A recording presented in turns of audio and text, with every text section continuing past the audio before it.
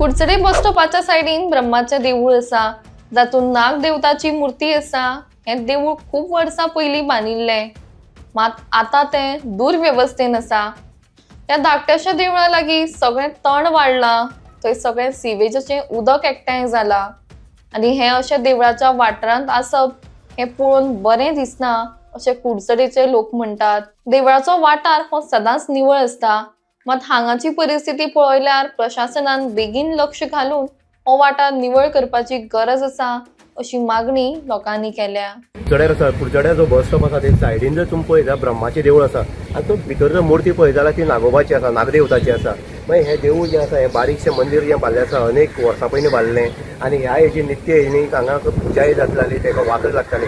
आज जर पळयत जाल्यार भन्नाट अवस्थेक तुमकां देवूळ दिसता। सायडीन जर पळयत जाल्यार मोठ्यान जें गवत आसा तें वाडलेलें आसा आनी आमी अशें म्हणटा आमची हिंदू देवता जी आसा ती झाडां झुडपां आसता, पूण अशे पद्दतीन आसना।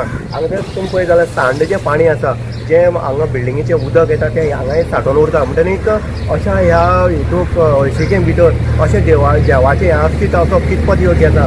ज्या लोकांनी हेची कमिटी आसली किंवा कोण आसत जाल्यार हेचेर लक्ष दिवपाक जाय।